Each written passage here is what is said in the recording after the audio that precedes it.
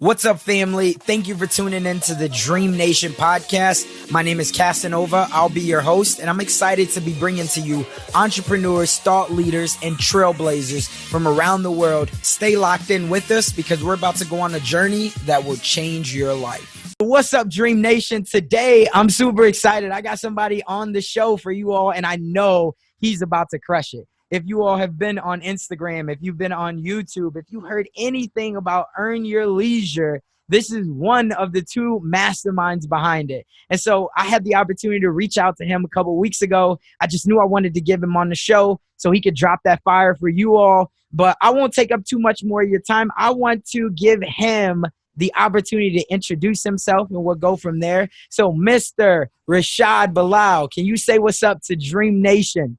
Yeah, what's going on? Thank you for having me. I appreciate it, man. I'm excited to be on the show. Thank you.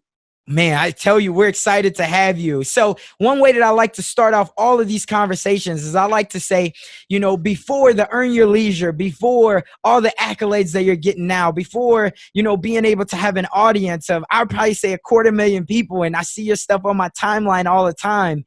Let's take it back 30, 35 years to when you were just a young kid. Tell me, who is Rashad Bilal? Yeah, man, I'm just a regular kid. I came up playing sports. I grew up in New York, and originally I thought I was going to be a basketball player. That was like my first goal in life was to be a basketball player, go to the NBA. So I pretty much played sports my entire life, and then I always was interested in business. Like I always had a passion for business, like Wall Street and like those movies and stuff like that. I just always was passionate about business. So I always wanted to do sports and business. Those were like my two biggest things that I always wanted to do. So, you know, as my career grew in sports, I was fortunate enough to go to Division I school for basketball. I went to the University of Hawaii, and I went overseas for a little bit to Germany. And long story short, I developed really bad tendonitis in my knee. So my basketball career pretty much didn't flourish after college. So I came back to New York, and I wasn't really sure what I wanted to do with my life.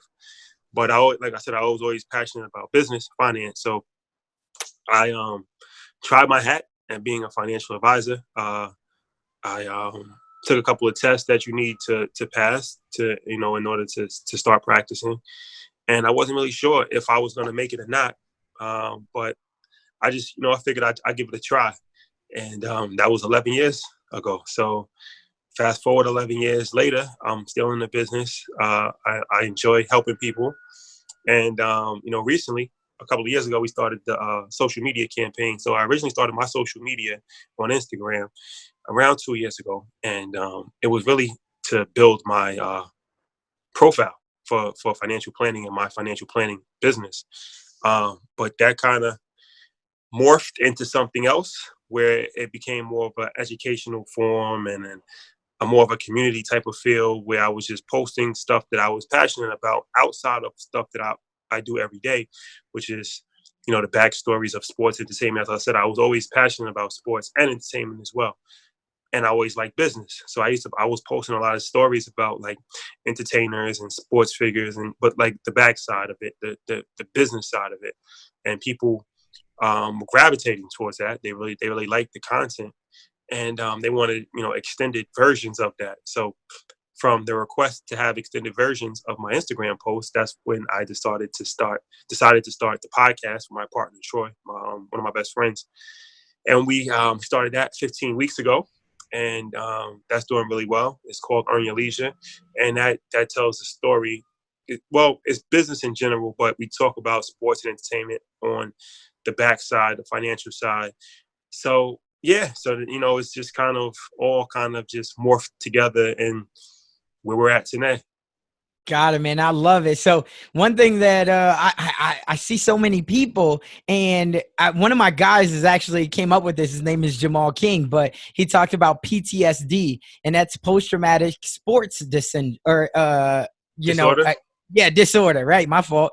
So he had talked about that because a lot of athletes, are locked into that. And you talked about playing college ball, which so many people don't get to do, and then even going overseas. And then you come back and you're like, okay, well, what am I going to do right now? What am I going to do with my life? And I think that there's so many people that are in that realm right now because while social media is giving us a lot of knowledge, at the same time, it's giving us a lot of confusion. because you're seeing so many other people doing so many other things, and it's hard to not compare yourself to where they're at, or, you know, figure out how you can do that type of a content and feeling like, you know, I'm only a jock, I'm only a sports guy. So talk to me about, you always had the passion behind business and finance. Were you exposed to that at a young early age? Were your friends talking about that? Where did that come from for you? Yeah. So it came from a few different points. I mean, don't know why I was so passionate about business. That's just something I just always liked. Like, you know, I don't really Did know. your family own a business growing So up? I'm gonna get to that. So my dad, actually he's works in the same realm that I do. So he always kind of preached to me early on to be an entrepreneur and to control your own destiny, and to, you know, finances and stuff was always taught in my household early on. So I got that from him early. So that definitely gave me an advantage, I think, from most of my friends. You know, growing up, most, you know, in our communities, that's not really common. You know, it's just not, as far as, you know, to be taught about money and Right. entrepreneurship.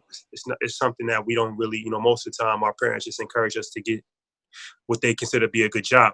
They don't teach us to be an entrepreneur, because they're not familiar with entrepreneurship themselves. So yeah, Right. my dad definitely played a major part in that, and that's something that I was fortunate to have, you know, somebody like that. And then also, like I said, I was just always passionate about business. Like, it's just something that I always loved. Like, as early as I can remember, I just always liked business, and it was just something that was intriguing to me, and it was something that really nobody else that I was around was really interested in. Like, none of my friends, anything like that. But it was just, you know, a passion of mine. Like I said, I used to watch movies like Wall Street. Like, I was like 8 years old when I watched Wall Street, and things of that nature, and like Barbarians at the Gate, stuff about like corporate takeover artists. I was like 11 years old, like reading about corporate takeovers, and like, Right. like, I mean, that's not Right. really Right. normal Right. for an average 11-year-old. But I don't know. That was just something that I just always was intrigued, and I just was fascinated about the stock market and like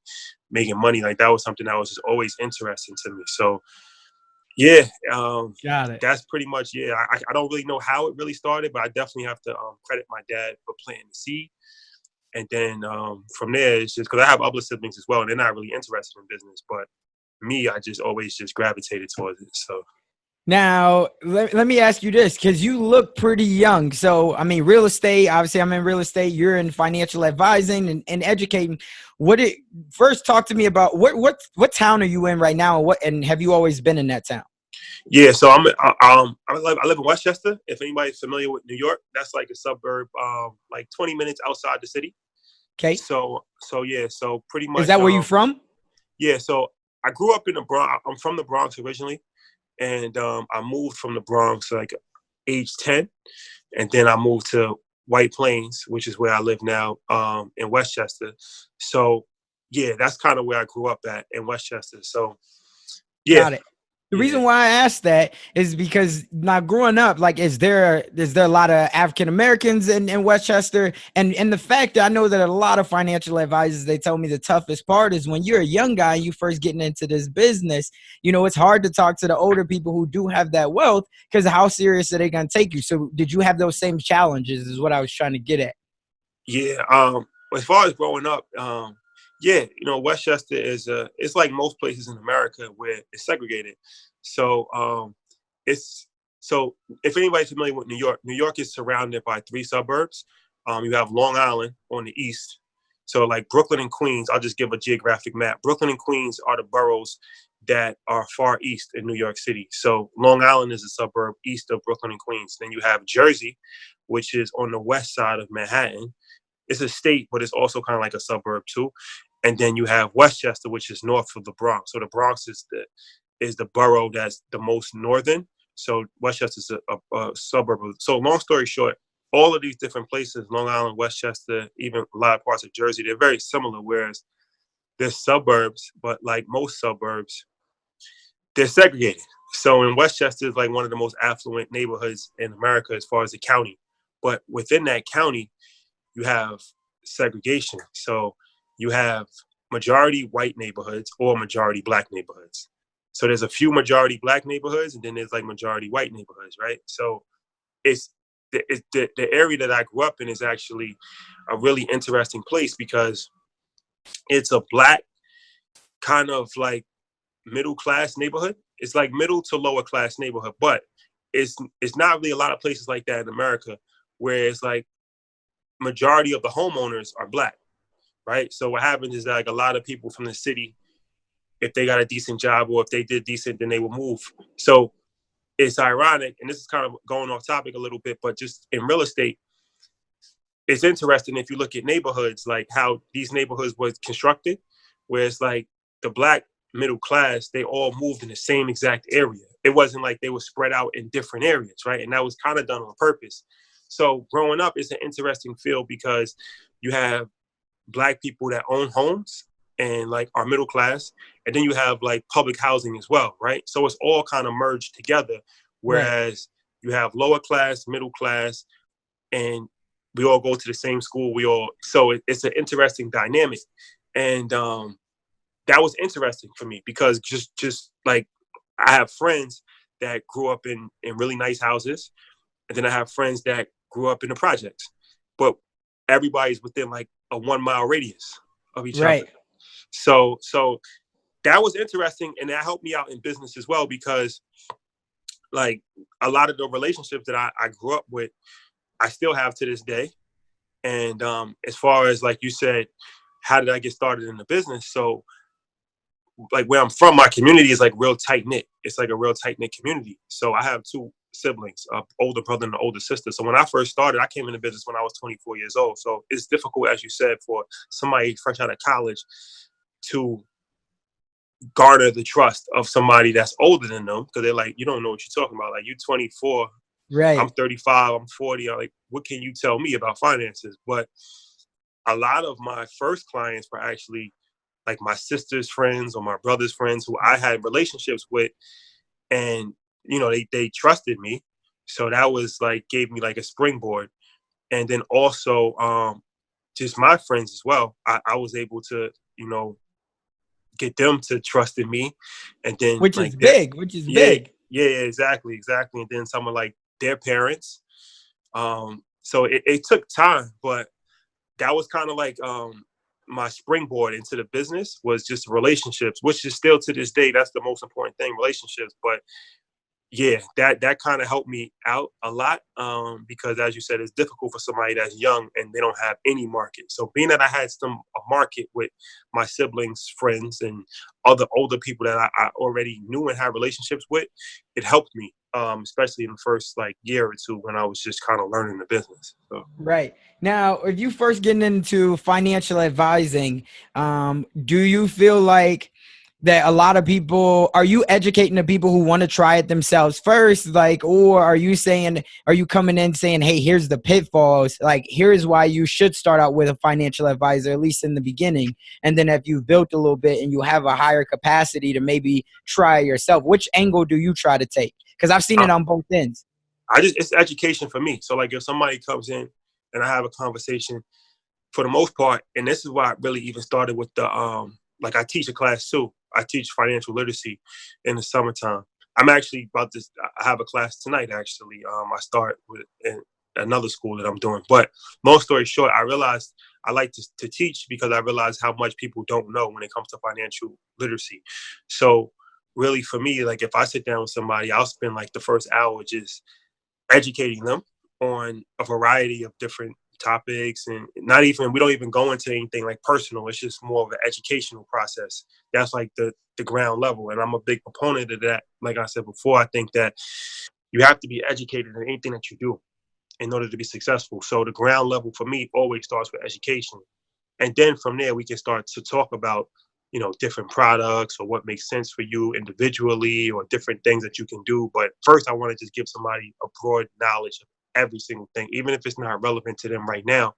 I feel like people should still have information, and I think that's one of the biggest mistakes where people don't ask enough questions, and there's not enough people that's really willing to just give information. Like they'll just say, it's like, okay, let me just tell you to do this. It's easy to do that, but it takes more time to just fully educate somebody. So that's my approach to it. It starts with education, and then from there we see what works and what makes sense. Got now. Where do you think that most people are struggling at? Why do you think that most people are in so much debt that they are? Because a lot of things I get all the time. People ask, okay, I want to buy some real estate. Should I pay off these student loans first, or should I invest first? What's your thoughts on things like that? How do you educate your clients? Debt is always something that you want to try to pay off, in my opinion. It's always something that you want to try to pay off if you can. I mean, there's different types of debt. So if you have $300,000 of student loans, obviously you're probably not going to be able to pay that off right away. But if you have a couple $1,000s of credit card debt, or that's something that you definitely would like to pay off, because the interest rates are much higher, and there's no end date to it, right? So like even with student loan date, it's like even if it's 30 years, it's a long time, but there's an end date. Or a car payment, there's an end date. Credit card debt, there's no end date. It just keeps going. So those kind of debts, those revolving debts, you always want to pay those off first, in my opinion, if you can, or at least manage it, keep it a manageable level, because it's like a snowball effect. Debt can easily go from 5 to 10 to 15 to 50,000 before you know it. It's, because you fall on some hard times, you can't really pay it, you got low interest rate, and then the interest rates balloon on you. So there's a lot of games that credit card companies play, and all debt companies play. So I'm a big proponent in trying to avoid debt, stay out of debt if you can, especially those kind of debts. Even with kids going to college, it's important to understand, student loans. That's one of the things I talk to my kids in high school about when I teach the classes, because a lot of times high school kids don't fully understand student loans. Even their parents may not fully understand it. So they get themselves into, a tremendous amount of debt. And now you get out, you can't find a job, or if you find a job, it's a low paying job. And now you got to pay $1,000 a month. So now you back living with your parents and your mom. So so what's the hack around that you would say? What do you teach people to do instead of just going into debt? What's a way that they can, minimize that debt? Well, for college is, especially if you're planning on getting a master's degree, which nowadays it's like, if you really, in most specialized fields, you kind of have to have a master's degree for the most part. So for the undergrad, I always would recommend to go to a state school or the lowest costing school possible, because it really doesn't matter. If you have a master's degree, nobody cares where you went to your undergrad at. It doesn't matter. And you can get in any master's program if you have good transcripts. So I recommend that to kids that's looking going into college. It may not be the most glamorous thing, but you got to be smart. And then I know in New York, I don't know about other states, but in New York, we have a program called the Excellior program, something like that. Whereas if your family makes under $150,000, you can go to any state school for free. There's some stipulations, like you have to stay in New York for 5 years after, but there's a lot of states that are starting to implement those types. So state schools aren't a bad option. Like I said, especially for undergrad, and especially if you're planning on getting a master's degree. Like if you're trying to be a doctor, you know that you're going to have to go to school for like 12 years. So the first 4 years doesn't matter. You can go to a cheaper school. And then, when you go to medical school, now that's where, you want to pile on student loan. You might want to do that because that really matters. But that would be my suggestion. I always recommend that. I mean, of course, my path was a little different because I played sports. So I was fortunate enough not to have any student loans because I got a scholarship. And, that was great. But, a lot of people aren't fortunate enough to do that. So Right. No, I love it. That right there was a nugget. That right there was a whole truth. And so I do love that, the fact that people can go to community colleges, especially because when you're graduating at 17, 18 years old, a lot of the times you still don't know what you want to do. You said you got done with college, or when you first got into financial advising, you was 24.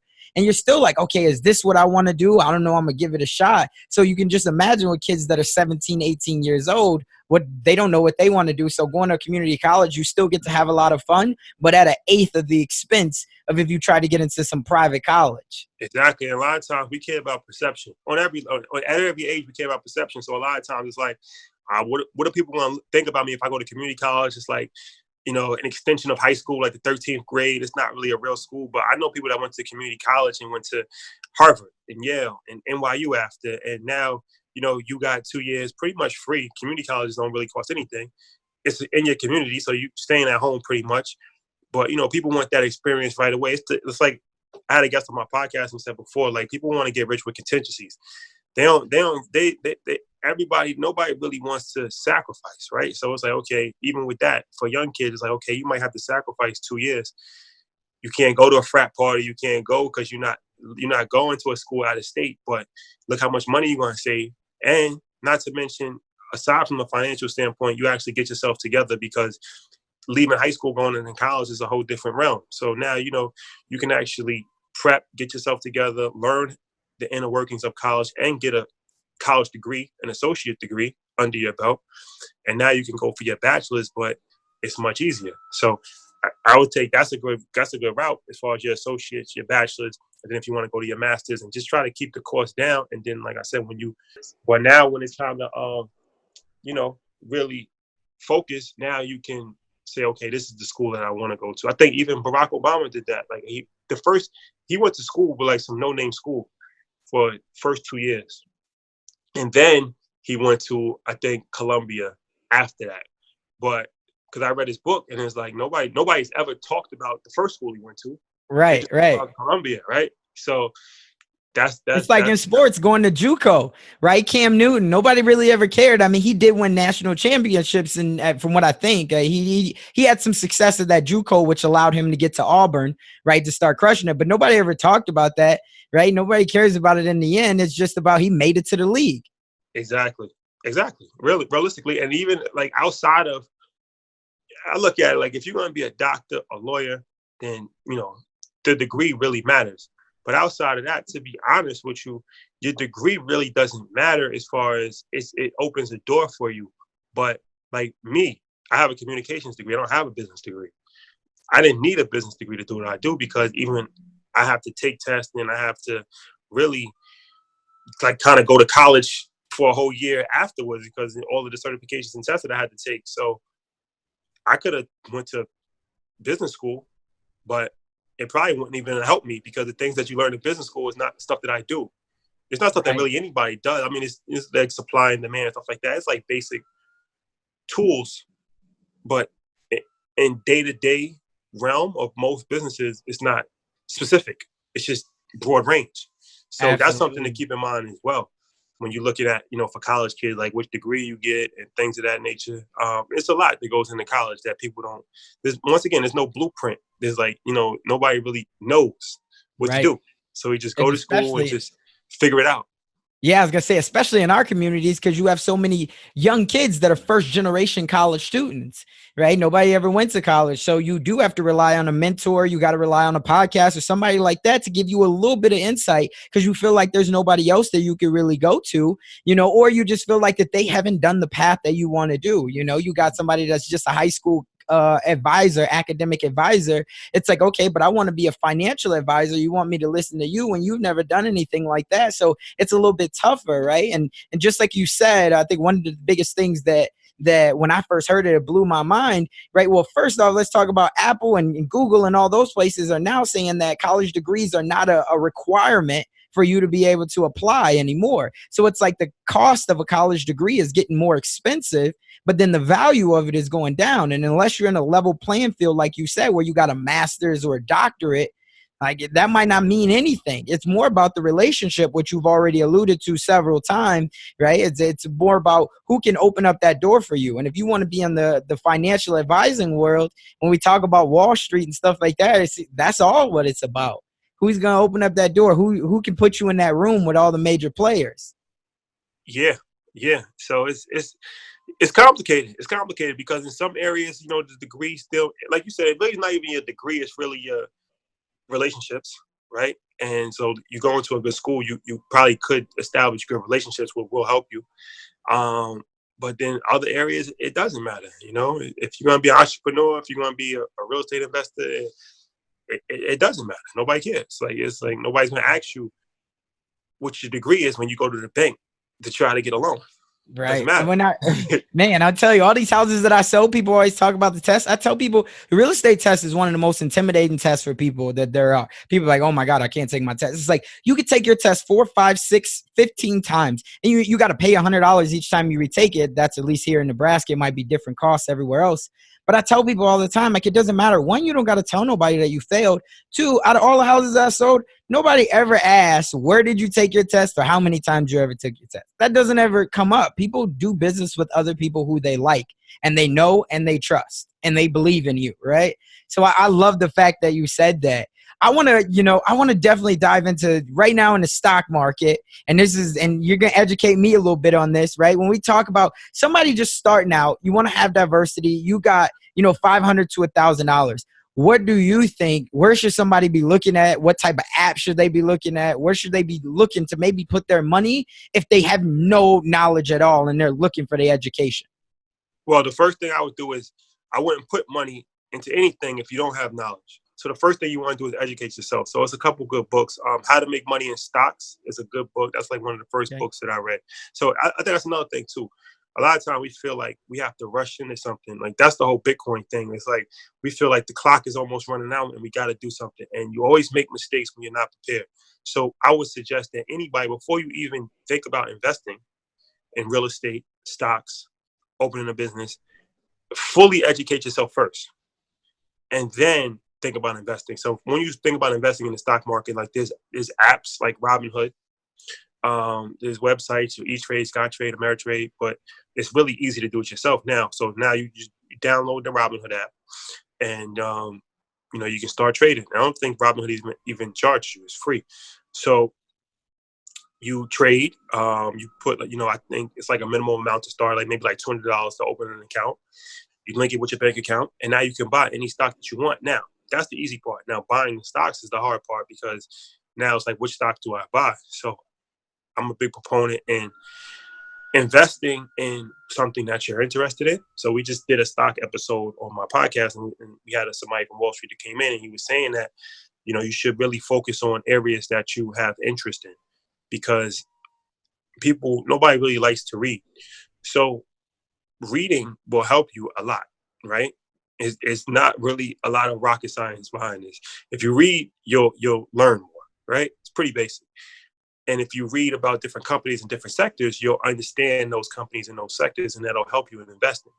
So I would pick areas that I'm interested in to read about, right? If I'm not interested in the medical business, I'm not going to try to read about the medical business because it's not interesting to me. But if I'm interested in fashion, if I buy Nikes all the time, I'm going to read about Nike.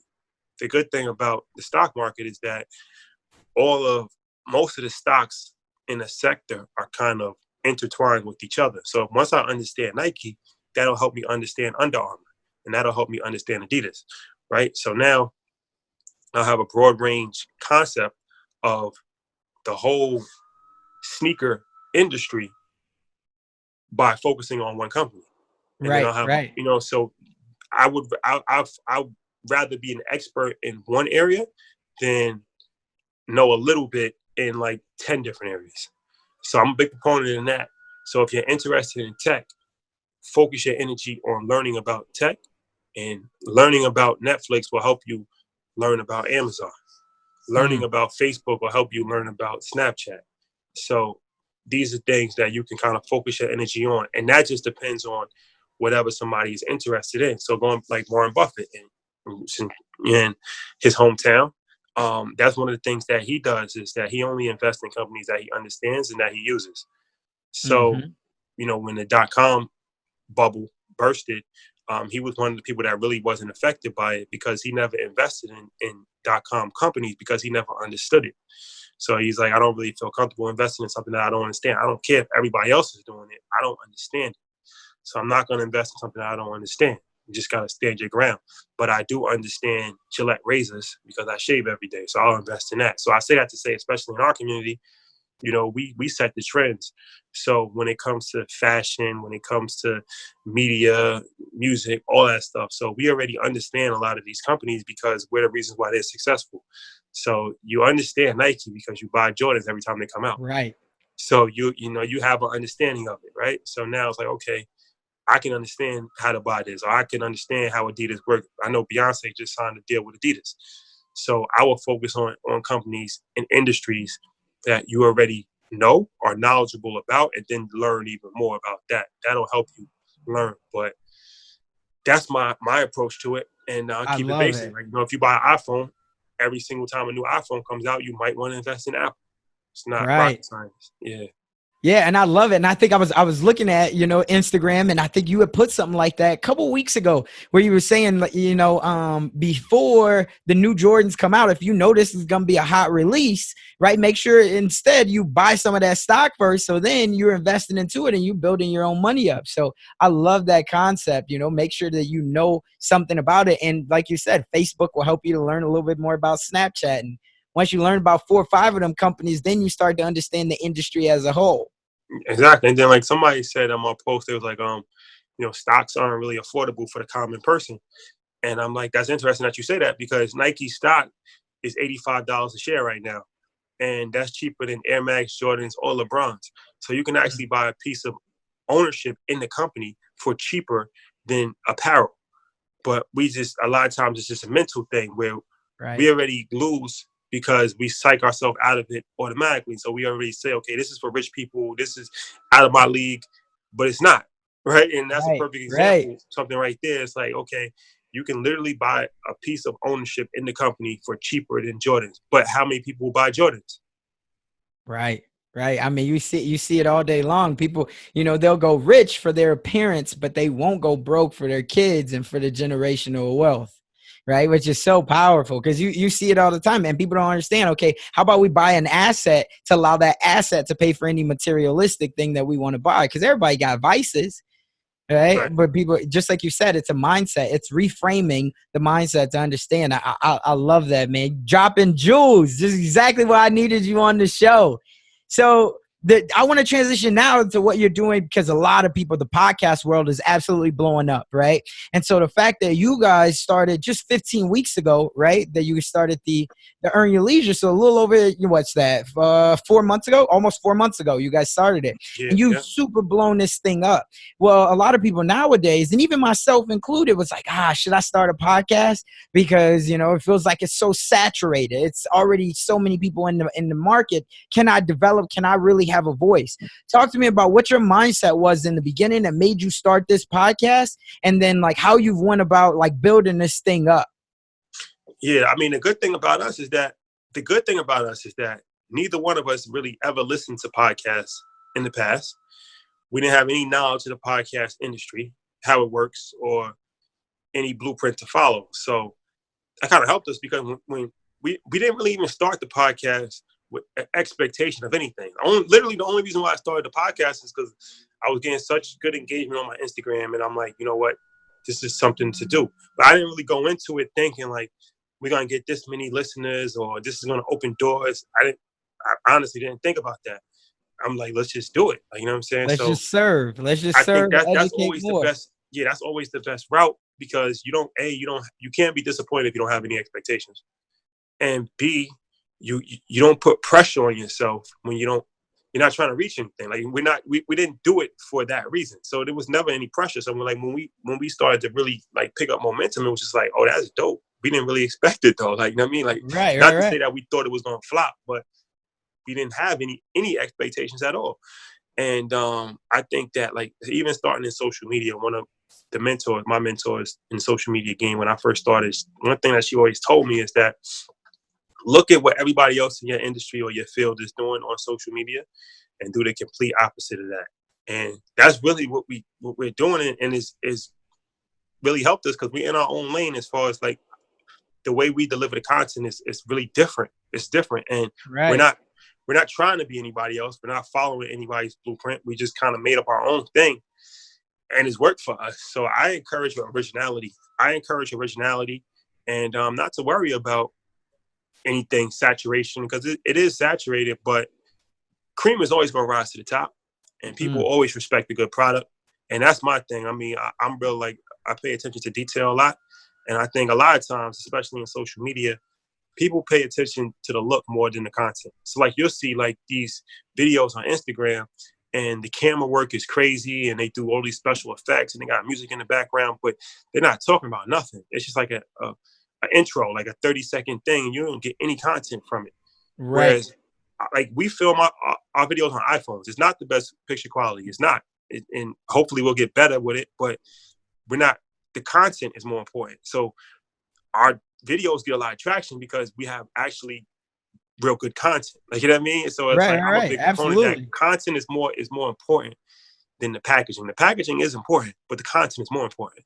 And I think a lot of times social media, like I said, going back to, we care about how we look more than what we, are actually delivering. And people get wrapped up in the content and how your page looks and your algorithm. Then you got to have like, white thing. And then it's like a whole, like a jigsaw puzzle. It's like, right. I don't look at that. I just put it out there and just, I let the people decide however they decide. And I think that's really worked for us, is that we don't really care. Like, we just do it.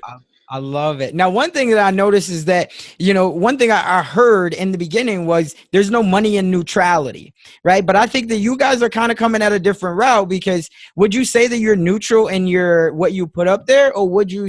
And so that's how you guys get a lot of engagement, because you just put something that could be controversial, or do you put out, here's why we like this side, and then you let me know if you disagree? I'm glad you said that, because me personally, my partner too, we both, I'm just a real balanced person. Like, I feel like in social media, in the world that we live in right now, it's either you all the way right or you all the way left. Mm-hmm. There's no middle ground, and I'm a middle ground person. So, I never want to influence my point of view on somebody else, because that's not my job. My job, I look at our platform, is just to inform, and then from there, people can create their own, dialogue and make their own decisions, right? And that's kind of like my whole philosophy on life. Like, I think that the middle ground is where I'm comfortable at. So that's really almost 98% of our posts and our content is all middle ground, as far as we don't take sides. We like Switzerland. We don't take sides at all. We just provide information. Right. It's actually helped us because that's created a lot of dialogue. So like, I'll put a post up without any comment. I'll just ask for comments. So then you got people that feel away, people that don't feel away, and then they'll like going back and forth with each other. But for me, I never want to, because when I feel like when you take a side, you start to alienate people. Right? So it's like, all right, now I've taken this is my position. But half of the world might feel completely opposite of how I feel. So now I just alienated half of the world. Like, you know what I mean? We want everybody to engage and to come together. So yeah, I noticed that there's not a lot of pages on Instagram like that, where it's even if they seem neutral, they still kind of have some kind of hidden agenda where they're like putting their messages in. And I think there's enough of that going on. Not to knock anybody, there's enough of that going on, but that's not something that I want to do or my partner wants to do. We just want to provide you the information and just have like an open dialogue and really just, let you determine your own way. So like, I put a post about Michael Jordan with the Jumpman logo. So the guy that created the guy that took the original photo of the Jumpman logo sued Nike because they said that Nike took the logo. So I put it out there, and it was like a 50-50 split, where some people said that the guy was in the right and Nike stole it, and other people say that the photos were different and Nike did the right thing. So that's like a perfect example. Like, you don't want to say like, take a side on that, because who knows? Like, you know what I mean? It's up to debate. Information is always up for debate, I think, for the most part. Some things are just cut and dry, but for the most part, a lot of things are up for debate. So I love it. Who am I to tell you like this is how it should be, Got it. So when people, let me ask you though, when other people come in as like guests on your show, aside from your Instagram, they're coming in with that all the way left, all the way right. Do you then take the challenge or the responsibility to tell them why maybe they should be a little bit more neutral, where then you kind of are taking a side, or you just listen to their point and you're like, okay.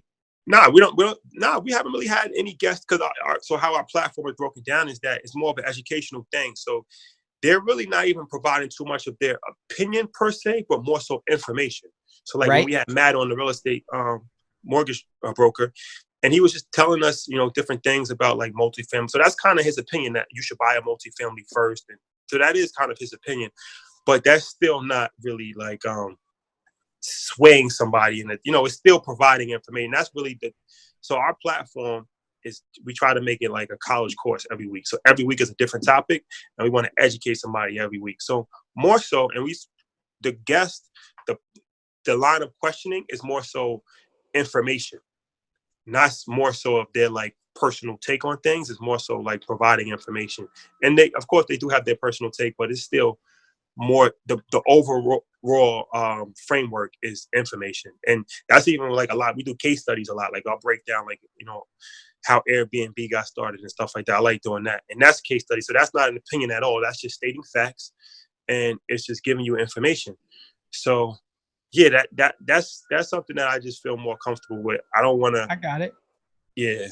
I love it. I love it. No, that's super dope. So talk to me about what's the end goal with the, like, are you all looking to create a huge show? Like right now, obviously you're getting a lot of traction, but what's your end goal with this, with the podcast? Like where do you take it over the next 1 to 2 years, even short time? Yeah. And that's kind of the ironic thing. Cause in business, you should always have a plan. You should always have a roadmap of where you want to go.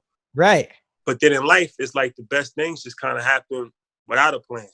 Yeah. So honestly, we still putting together. We don't have a plan yet, really. It's because everything is just happening so quick. I don't know. Like, you know what I mean? I don't really know where it's gonna go. I can't even lie and tell you like this is where we want it to go. Of course, like a TV show would be dope or something along those lines. But I don't know. I honestly feel like as long as we just keep doing what we're doing, educating, good things will happen. Like, that might not be the most efficient thing to say business wise. But sometimes you just have a feeling. I just have a feeling that, good things will just happen because it's just happening organically. So right. I don't want to mess with the magic. Yeah, exactly. I love it. So I know we're coming to the end and we're going to wrap it up here in a minute. So I want to ask you one thing. Out of all the tips, the tricks, everything that you've learned, that you've seen from entrepreneurs, from thought leaders, from CEOs, what's been your number one takeaway from the keys to their success? Just work ethic. That's something that, even social media, I feel like the reason why most people aren't successful on social media is that they're not consistent.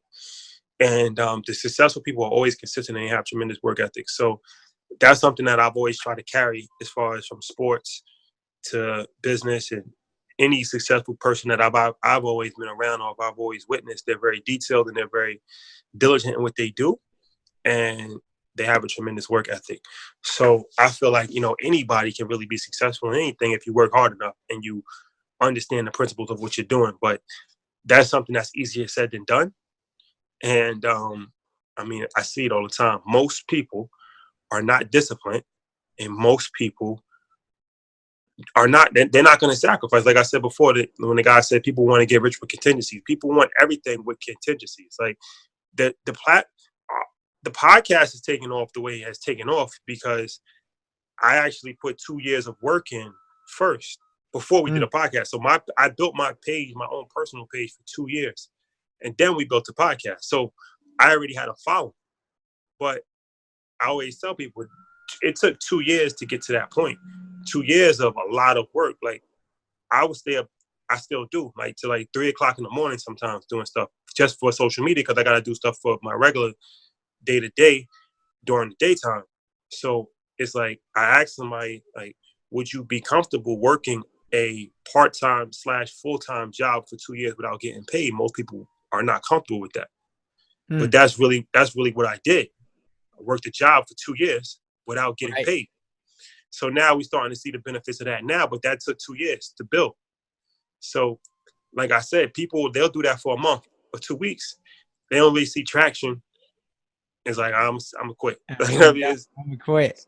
Let me ask, do y'all got a team? I mean, it's you two. Do you got a team of people that edit? Yeah, we do have a team. And shout out to the team. No good things are ever done by yourself. And that's another good thing too, that we were able to build with our friends. So we have me and Troy, who's the host. Man, Sid, shout out to Sid. He's he does our audio. He's like the producer of our podcast. Then we have Larry. He's an intern of ours, young cat. Always got great ideas. We have another one of our friends who, Mike, he lives in Atlanta. He does the video editing and he does our merch shop and all that. Then we're going to get another one of our friends, Jamal. He's going to get involved as far as our marketing. So one of the things I encourage people to do as well is to look laterally, to network. A lot of times we look up, like we'll look and try to network with somebody that's not interested in us, or it's like all the way at the moon. Look across, because your friends might have talents. Now, as a leader, it's up to you to get the most out of those talents, right? Because it's like they might have talents, but they all work separately of each other. So now, as a leader, it's to say, okay, look, you take good photos, so you're gonna be my in-house photographer, or you do this, so you're going to now, and then you give them incentives. So now it's like it's not just you; it's there. People always work better when they feel like they have ownership or they're a part of it, right? Even if you don't pay them. So now what we created with Earning Legion is really like a family thing where we all know each other. We all grew up with each other for the most part. And each person has separate talents that they bring. So now we're able to merge that together, and it makes each it a lot easier. person feels like it's their baby, right? Exactly. It's a piece of their baby, right? I got to make sure the audio's on point because this is a part of my Earn Your Leisure. Absolutely. When something blows up, just like you said, nothing happens alone. We can go further and even faster together than we could apart. Right. And when you got 5 people or 6 people, that's why when you look at Luda or anybody else, Nipsey, right? Shout out to Nip. But when you look at it, they all had these, and we saw it back. I think where it first, for me, where it first got publicized is when music back in the mid 90s, right? When everybody was trying to get on, but they had these promo teams that was all selling, the CDs and everything outside of the malls or the record stores or whatever. But it was 5 to 6 people. So if each one of those people got 50 CDs that they got to get rid of, by the end of the day, it's a lot faster to get rid of those. And then you got different perspectives on people with different energies. Nah, for sure, man. That team is important. And like I said, in order to be, if you're the leader of the team, like the head of the team, you have to know how to deal with people too, because it all comes down to psychology. You have to encourage. I'm a big proponent of encouragement. Encouragement goes a lot further than discipline. And you have to know what each person's strong point is. So like if everybody has strengths and weaknesses. You try to get somebody to do social media, but they don't know what they're doing with social media, it's not going to work. Right. You got to get them to do what they want to do. But yeah, I'm a big proponent of that, man. Look at your friends, look at your coworkers, look at the people that you already have, as opposed to, it's nothing wrong with hiring outside people, but a lot of times, like, we'll have talented people in our immediate circle, but we'll just look past them and try to get with somebody else and chase after somebody else, but they're not even interested in working with you. Right. Build with people who are already cheerleaders and supporters, because then they're going to hop on board. And then you don't got to worry about talking about the compensation. It's more about the vision and what we can build and own together. And then when people see the vision and they already got love for you, there's no side eyes with it. And that means that everybody's winning on the team for when you first had a dream. Right. So I love that, man. This has been so powerful, and I love the fact that I was persistent in making sure that I got you on the show. I'm sure there's some lives that are out there being changed by this conversation, and I love it. The one thing I want to ask you, though, for anyone that's out there that's listening, that they are inspired, that they first want to be educated before they start, whether it's investing in stocks or even starting their own podcast up, but they still are in their head. They got that little thought that's saying that, maybe they're not smart enough. They don't have a team. They're not strong enough to do it. What's that one piece of advice you would give them to be able to take action today? Yeah, you just got to do. I remember a friend of mine told me one time, he was like, I'm only getting one shot at this thing. He's talking about life. So he's like, it doesn't really matter. Once you really stop caring about, because we're self-conscious by nature. But once you stop really caring about what people think, your life will transform, right? So it's like a lot of times people are scared to take action because they're scared of failure. But it doesn't really matter, because if you really think about, you're going to die. So you know what I'm saying? When you think about it from that standpoint, when you die, nobody cares about you did this and you failed. It doesn't matter. Like, you know what I'm saying? Like nobody's going to remember your oh, you started this, but it didn't work out. It doesn't matter. Like, you know what I'm saying? In the grand scheme of things, it really doesn't matter. So you have to think about it like, while I'm here, because I'm only here for a short period of time on Earth, in the grand scheme of things. Right. Why not just do everything? Like, you know what I'm saying? Like, it's like I 100% agree. Yeah, it's like it's cliche, but it's really nothing to lose. You really have nothing to lose. Right. That's how I look at it. Something that was said to me, which was so powerful, when I first heard it, and they said, failure weighs ounces, regret weighs tons.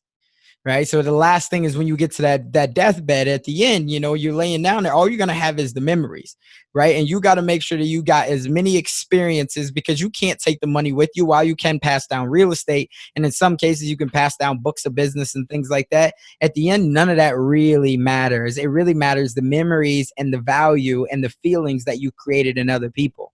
You know, since we started the conversation talking about Warren and where we are now, there was a story that I heard on Warren Buffett. And a lot of people know Warren Buffett doesn't talk about like religion or anything like that. But somebody had asked him when he was on a panel, they said, you know, Warren, how do you know when you've truly been successful in life?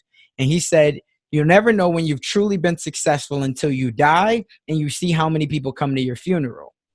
But more importantly than that, you'll never know how truly successful you've been until you die and you see how many people cry at your funeral, because those are the people who you truly impacted their lives. And then I was like, man, when I first heard that, that was like my second or third week into real estate. I was like, that's everything right there, right? Like the cars that you have, the money, all of those things, while it's good here, but what's the purpose that you're using all those things for? Most people, they say I'm a driver for money, but it's never about the money, because if you get to the top and you lonely, it didn't matter anyway. Right. But if you get to the top, and just like you said, we all went off of this podcast, we all are breaking bread. That's what Jay's done the best. You know, some people have stayed with the, you know, the plan. Some people haven't. But the people, no matter what the experiences that were created, I guarantee they all look back on and was like, man, boy, there was some wild days. Yeah. Right? And the people like, you know, that like Biggs and all and that, not to cut you off, but that's really you good. For me, that's really the thrill of it. I read Steve Jobs' book, and he's like, you gotta love the journey. Like, it's not really even about the end goal. It's the journey. And it's like, you got to be passionate about that. Like, so for me, like, I love just the journey of it, like figuring it out as we go. And like, we went to LA, we did a networking event in LA and figuring it out. And like, to me, that's the exciting. It's not even about like money. And of course, everybody, you know, you need money and that's dope. But the thrill of just, you know, making something yourself from the ground and building it, right, is that's a thrill. Like, you know what I mean? And that's something that people got to really cherish, the good and the bad parts, because that's all part of the journey. It's never going to be all good, but to just build something brick by brick, especially if you can do it with people that you know, you're familiar with, that's just like, you know, that's priceless, really. And I break that down to one sentence, and it's essentially it's achieving the seemingly impossible, right? Because when we first start these things, like you always like, yo, it'd be dope to build a podcast and have it be one of the best business podcasts. And I truly believe, you know, give it, you know, 3 to 6 months, and that podcast, if it's not already, will be top 10 business podcasts, you know, top 5, and it'll be right up there. I love it. I continue to support it. But when you first start to do that, you're like, man, it would be dope to do that. Like, how dope would that be? But then all of a sudden, when you see the interaction, you see the traction, you're like, yo, we doing it. You know, it's kind of like a kid riding a bike for the first time. Like, shit, I'm moving. Right. That's so dope, man. And it's the journey. Well, I want to be the first one to kick off this thank you train, man. This has been such a pleasure, and I'm glad that you came on. I'm glad that you gave us the opportunity to be able to hear your story and at the same time support you and everything that you're doing.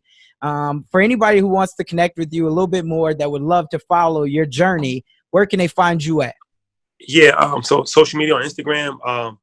My personal page is Rashad, at Rashad Bilal, RASHAD BILAL, my name, at Rashad Bilal. And then the podcast page is at Earn Your Leisure.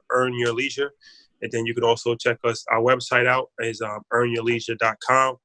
Our YouTube channel is Earn Your Leisure.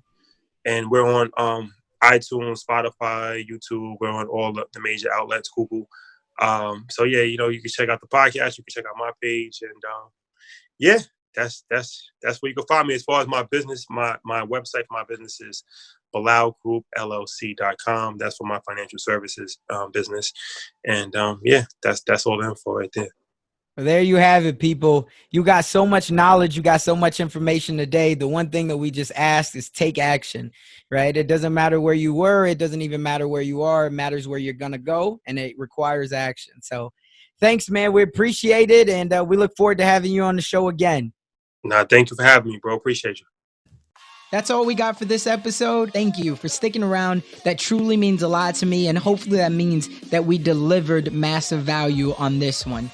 If you haven't already, the way that you could say thank you to myself and the team is just by heading over to iTunes and leaving a review and a rating. That's what iTunes loves to see. That's how we get out there even more, and I would definitely be grateful for it. I know the team would as well. Do me a favor and head on over to DREAMNationPodcast.com. That's where you're going to be able to find all of the resources that we talked about in today's episode, as well as more exclusive content. And you'll also be able to sign up to our email list where we have more exclusive content. And we always love to hear the feedback from you all because you're our tribe. So remember, in the dream we trust, we'll see you on the flip side.